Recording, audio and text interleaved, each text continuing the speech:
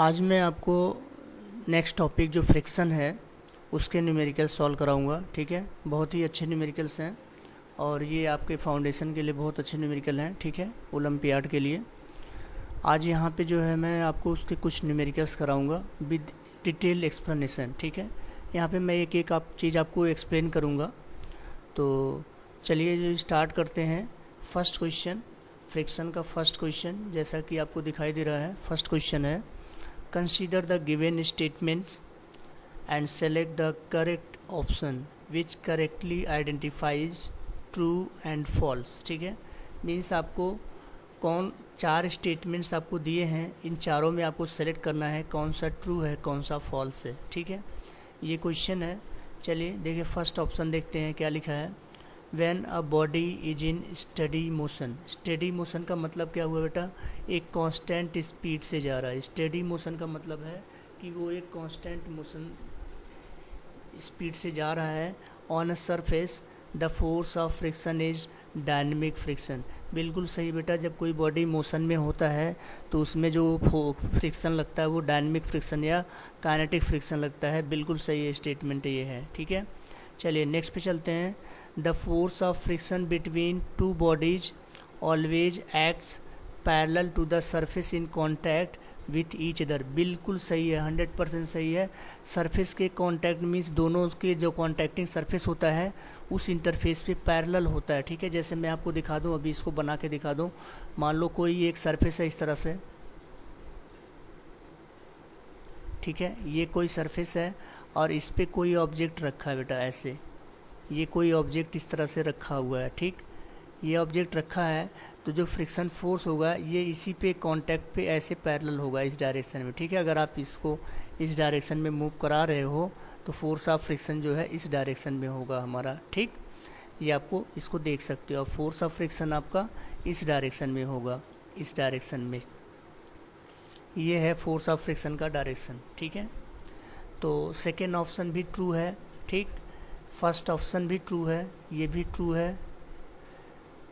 Tangential होता है, ये भी ट्रू है। फिर हमारा थर्ड है, the friction acting on an object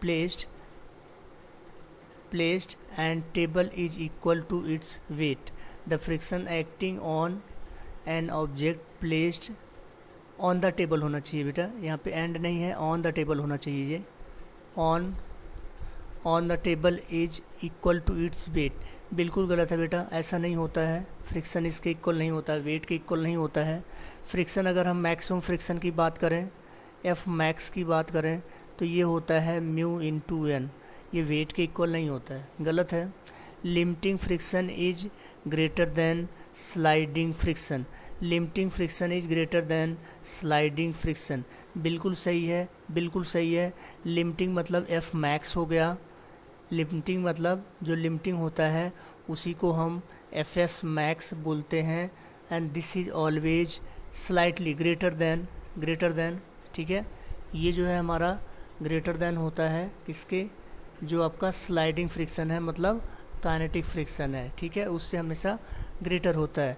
तो ये हमारा स्टेटमेंट सही है। तो देखो आप, first second and fourth right, third is false. अब आप ऑप्शन में सेलेक्ट कर लो। ऑप्शन देखो आपके सामने है, first second right, third is false.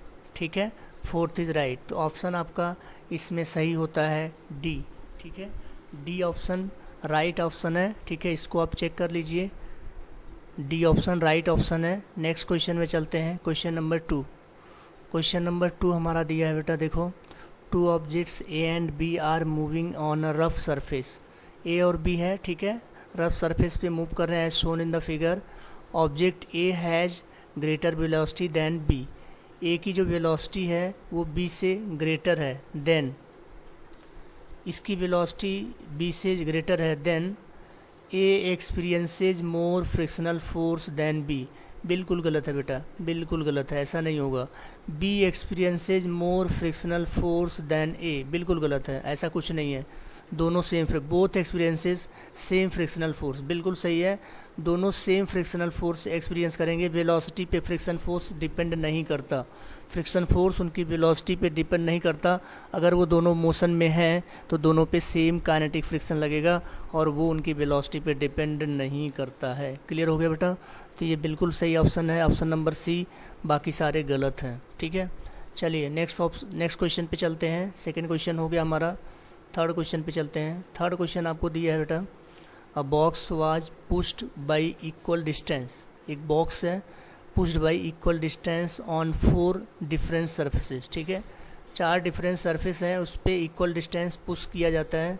The force needed for each surface was recorded in the given table. ठीक है, फोर्स कितना, तीनों जो चारों टेबल है, box was pushed on equal distances on 4 different surfaces, MNOP, 4 different surface है, इस पे पुश किया जाता है और चारों पे जो फोर्स नीडेड है 670, 570, 320 एंड 500, ये इतना ज़रूरत पड़ता है पुश करने के लिए। ठीक है, on which surface was the friction least, friction सबसे कम किस पे होगा? ऑब्वियस है, फ्रिक्शन सबसे कम किस पे होगा? जिस पे सबसे कम फोर्स अप्लाई करना पड़ रहा हो, स्लाइड करने के लिए, मूव कराने के लिए जिस पे सबसे कम फोर्स अप्लाई करना पड़ रहा हो उसी पे फ्रिक्शन लीस्ट होगा। तो आपको दिख रहा होगा ओ में जो है सबसे कम फोर्स लगाने पे ही ऑब्जेक्ट मूव करना स्टार्ट कर दिया, इसका मतलब है इसी में फोर्स ऑफ फ्रिक्शन क्या होगा? सबसे कम होगा। तो ऑप्शन आपका सी सही होता है, जिस पे सबसे कम फोर्स लगे पुश करने के लिए उसी में फ्रिक्शन क्या होता है? मिनिमम होता है, उसी में सबसे कम होता है। तो ऑप्शन सी आपका राइट ऑप्शन है। चलिए क्वेश्चन नंबर 4 पे देखते हैं। क्वेश्चन नंबर 4 है, आपको दिया है compare the passage using the suitable words. ठीक है, गिवन इन ऑप्शन बेलो। ठीक है, आपको पैसेज दिया है और इसको आपको कंपेयर करना है। ठीक है, a rough surface will offer frictional force than a smooth surface, frictional force than a smooth surface. ठीक है, रफ सरफेस क्या है? फ्रिक्शनल फोर्स ऑफर करता है, प्रोवाइड करता है, देन स्मूथ सरफेस नहीं करता है। द हैवियर द ऑब्जेक्ट, ठीक है, द हैवियर द ऑब्जेक्ट, उसके बाद will be the frictional force. ठीक, तो अब इसमें कंपेयर करना है। ठीक, friction is a contact force, friction force क्या है? कॉन्टैक्ट फोर्स है।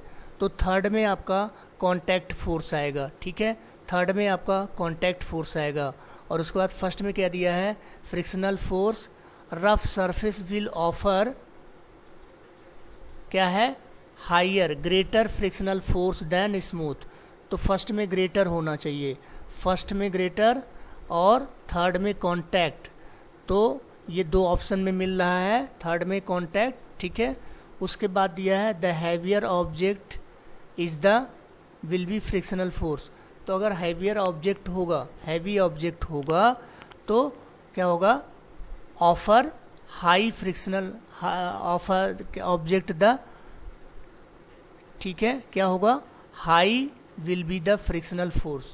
ठीक है, तो हाई फ्रिक्शन फोर्स होगा, मतलब ग्रेटर फ्रिक्शनल फोर्स होगा। तो ग्रेटर होना चाहिए और कॉन्टैक्ट होना चाहिए।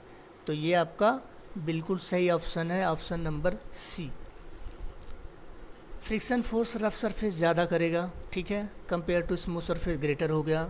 फिर आपका हैवी ऑब्जेक्ट है तो म्यू इंटू एन से देखो क्या होगा?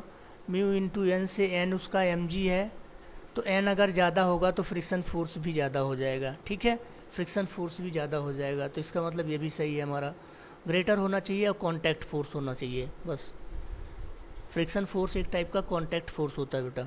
ठीक है, इसके बाद हमारा नेक्स्ट है a car is travelling at constant speed along a road, road पे कांस्टेंट स्पीड से मूव कर रहा and drivers on to a large patch of oil. ठीक है, the driver applies the brake to stop the car, compare to braking on a dry road what may happen. भाई अगर oil है तो dry road और उस पर क्या, इस पर क्या करेगा? स्लिप करेगा, ऑयल वाले स्लिप करना शुरू करेगा और ज़्यादा डिस्टेंस पे रुकेगा और उस पर क्या होगा? जो रफ़ है, नॉर्मल ड्राई रोड है, उस पर जल्दी रुक जाएगा। The car slow down more quickly because reduce friction, ठीक है, reduce friction between the tyres of the road. बिल्कुल गलत है, बिल्कुल गलत है, फ्रिक्शन रेड्यूस हो गया तो जल्दी नहीं रुकेगी ये। The car speed up because of the reduce friction between the tyres and road, ठीक है। हाँ, ये हो सकता है, ये हो सकता है। नेक्स्ट ऑप्शन देखते हैं, अभी पता लग जाएगा आपको। नेक्स्ट ऑप्शन ये है, नेक्स्ट ऑप्शन देखते हैं क्या है अभी, और इसको भी देख लेते हैं। The car takes longer time to slow down because the reduce friction between the tyres and road. बिल्कुल सही है बेटा, ये बिल्कुल सही स्टेटमेंट है, एकदम फिट हो रहा है। The car takes longer time to slow down because the greater friction between the, ये गलत है। तो आपका option number C is right answer, ठीक है। सी आपका राइट आंसर है। ज़्यादा टाइम लगेगा रुकने में ऑयल में, क्योंकि वो स्लिप करता हुआ जाएगा, ठीक है। चलो नेक्स्ट क्वेश्चन देखते हैं। क्वेश्चन नंबर 6-7 के लिए एक स्टेटमेंट दिया है। Question number 6-7, read the passage carefully, read the passage carefully and answer the following question, ठीक है।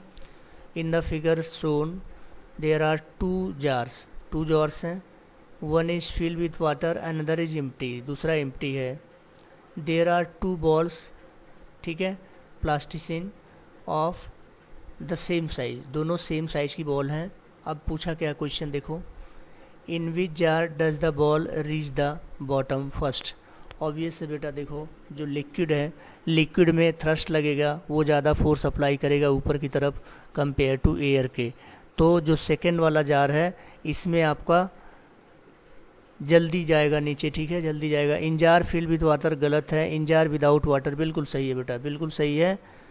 अब ये आपका स्टेटमेंट बी आपका बिल्कुल सही है, क्योंकि इसमें एयर है, एयर उतना रेजिस्टेंस नहीं लगाएगा जितना वाटर लगाएगा, वाटर में थ्रस्ट लगाएगा, ठीक है, वाटर की डेंसिटी भी ज़्यादा होती है, ठीक है। अब चलिए next question, what do you observe from the given information, इससे आप क्या ऑब्जर्व करते हो। Friction due to air is much smaller than friction due to liquid, बिल्कुल सही है। Friction due to air is much greater, friction due to air is equal to, आपका first option is right option है। Friction due to air is much smaller than friction due to liquid, बिल्कुल सही option है बेटा, इसमें कुछ नहीं सोचना आपको। चलो नेक्स्ट क्वेश्चन देखते हैं। Question number 8, read the given statement and select the correct option, ठीक है। Select the correct option. Statement 1, when a person walk on a rough surface, कोई पर्सन है रफ सरफेस पे मूव करता है, the frictional force exerted by the surface on the person is opposite, ठीक है, to the direction of motion, बिल्कुल सही है, इसमें कुछ भी गलत नहीं है। Friction always acts opposite to the direction of motion.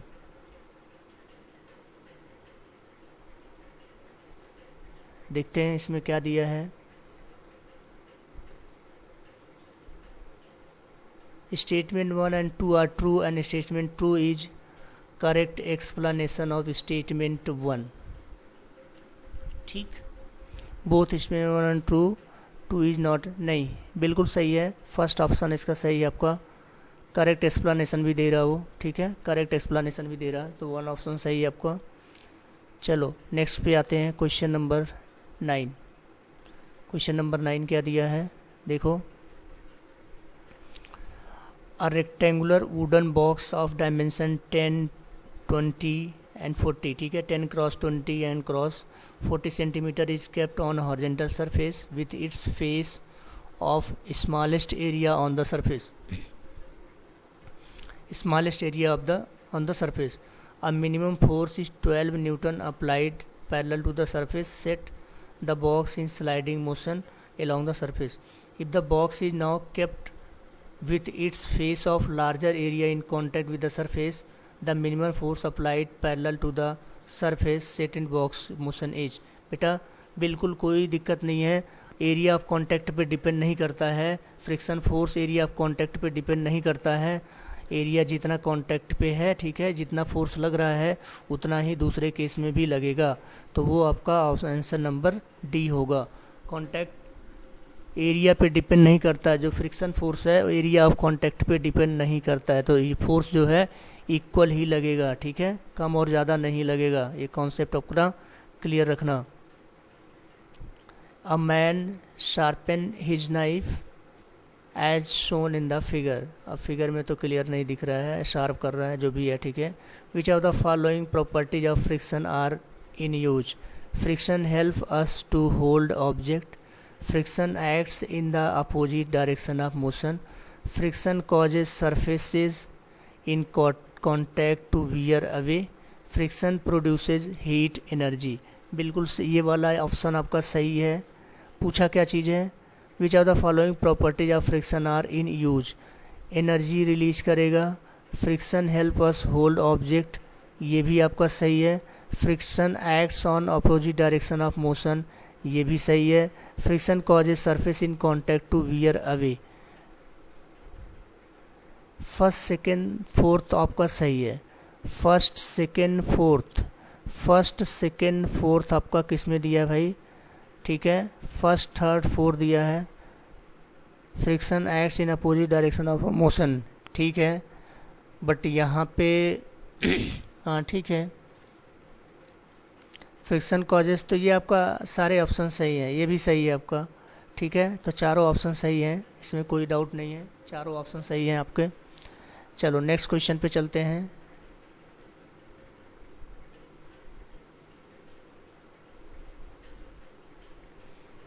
Next question है हमारा क्वेश्चन नंबर 11। नेक्स्ट क्वेश्चन है, ये देखो क्या करना है। John carried out an experiment to find out how different surfaces PQRS affects the distance a car traveling at 50 km/h needed to stop once the brake is applied. The result are shown in figure। ठीक है, PQRS ये है हमारे different surface हैं और जो है 50 km/h से मूव कर रही है कोई कार, उसको रोक रहे हैं। तो स्टॉपिंग डिस्टेंस, पहला सरफेस 18, दूसरा सरफेस 15, तीसरा सरफेस 19, चौथा सरफेस आपका 27। तो अब ये है जो सबसे कम डिस्टेंस पे रोक दे रहा है उसका फ्रिक्शन ज़्यादा होगा। तो क्यू वाले का which type of road will provide the most friction to car to stop. तो मोस्ट मतलब हाईएस्ट फ्रिक्शन कौन प्रोवाइड करेगा? जिसकी स्टॉपिंग डिस्टेंस सबसे कम होगी। तो स्टॉपिंग डिस्टेंस इसकी सबसे कम है, आप चेक कर लो। तो क्यू वाला सबसे जल्दी स्टॉप कर रहा है, तो सबसे ज़्यादा फ्रिक्शन फोर्स वही अप्लाई करेगा। तो ऑप्शन बी आपका राइट ऑप्शन है, ऑप्शन बी आपका राइट ऑप्शन है। क्वेश्चन नंबर 12 चलते हैं। क्वेश्चन नंबर 12 है, when a bicycle is in motion the force of friction exerted by the ground on the two wheels is such that it acts in backward direction on the front wheel and forward direction in the rear wheel। ठीक है, तो forward direction in the, अब इसमें देखो बेटा, जो back वाली होती है उसमें फॉरवर्ड होता है और जो फ्रंट वाली होती है उसमें बैकवर्ड होता है। तो forward direction in the front नहीं, forward direction in the both wheels no, in backward direction in the front and forward direction, बिल्कुल सही है, यही आपका ऑप्शन सही है। तो ये आपका ऑप्शन नंबर है ए इज़ राइट आंसर। ठीक है, अब इसके बाद क्वेश्चन नंबर 13 पे आते हैं।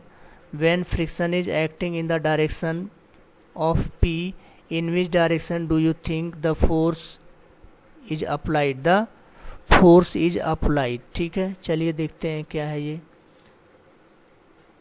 ये है P पे आपको फोर्स अप्लाई किया है, ठीक, R इधर ये अप्लाई किया है। पूछा क्या एक बार फिर से देखते हैं क्वेश्चन में।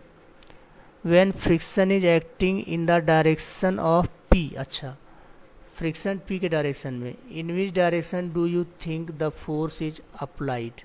ओके, फ्रिक्शन अगर P के डायरेक्शन में है तो ऑब्वियस है जो फोर्स होगा उसके अपोजिट होगा। तो R के डायरेक्शन में होगा, फ्रिक्शन इधर लग रहा है तो फोर्स इधर लग रहा होगा। तो ऑप्शन आपका सी सही है, R के। ठीक है, because friction is always opposite to direction of motion और इंटेंशन ऑफ मोशन उसके अपोजिट होता है। ठीक है, चलिए नेक्स्ट क्वेश्चन देखते हैं। 14 question, a crate is located in the centre of a flatbed truck. The truck accelerates to the east and the crate moves with it, not sliding, ठीक है, at all. What is the direction of friction force exerted by the truck on the crate? तो देखो truck के किधर apply करेगा friction of force, उसके backward, west, it is to the west, अगर east में जा रहा बिल्कुल सही है, उसके अपोजिट में अप्लाई करेगा तो ये हमारा वेस्ट में अप्लाई करेगा, ठीक है, वेस्ट में अप्लाई करेगा। अब दूसरी चीज़, a box is given a push across the floor. Next question है हमारा 15 question and last question of this exercise. A box is given a push across the floor, it comes to stop shortly, after which one of the following reasons explain why this happen. Box is given a push across the floor, it comes to stop shortly after, ठीक है, which one of the following reasons explain why this happen. Gravity is acting on the box direction opposite to the movement, no. Friction is acting on the box in the same direction of box movement, no. Friction is acting on the box in the direction opposite to box movement, बिल्कुल सही है, friction add कर रहा है उसके opposite में, इसीलिए वो जल्दी रुक जाता है, ठीक है। तो यहाँ तक ये एक्सरसाइज मैं कंप्लीट किया हूँ बेटा, इसको आप अच्छे से देखो। जैसे यहाँ पे कोई बॉक्स है, ठीक है, यहाँ पे कोई बॉक्स है, इसके ऊपर फोर्स अगर आप इस डायरेक्शन में अप्लाई करोगे तो इसके अपोजिट डायरेक्शन में फ्रिक्शन फोर्स लगता है, ठीक है। और इसकी जो वैल्यू, जो एफ मैक्स होता है, या इसी को हम लिमिटिंग फ्रिक्शन भी बोलते हैं, इसकी वैल्यू म्यू इंटू एन होता है, ठीक है। और जो एन है वो डिपेंड करेगा बॉक्स, जैसे यहाँ पे हमारा क्या है, यहाँ पे इस पे नॉर्मल रिएक्शन ऊपर की तरफ है और इसका जो वेट है एम जी वो नीचे है, तो इस केस में एन की वैल्यू क्या है, एम जी के इक्वल है, ठीक है। तो फ्रिक्शन हमारा F S max limiting friction होता है, उसकी वैल्यू म्यू इंटू एन होती है। और ये जो एफ एल होता है always greater than F kinetic, या इसी को हम एफ डायनेमिक बोलते हैं, तो इन दोनों से क्या होता है, हमेशा ये ग्रेटर होता है, ठीक है, ग्रेटर होता है, स्लाइटली ग्रेटर होता है। तो ये हमारे कॉन्सेप्ट थे यहाँ पे, ठीक। और फ्रिक्शन हमेशा क्या होता है, always opposite to intention of motion और मोशन, ठीक है, उसके अपोजिट होता है। तो इस तरह से हमने सारे क्वेश्चंस कवर कर लिए हैं, इसको आप अच्छे से समझना, एक्सप्लेन किया मैंने, एक एक क्वेश्चन को एक्सप्लेन किया है, ठीक है। And thank you for watching this, have a nice day.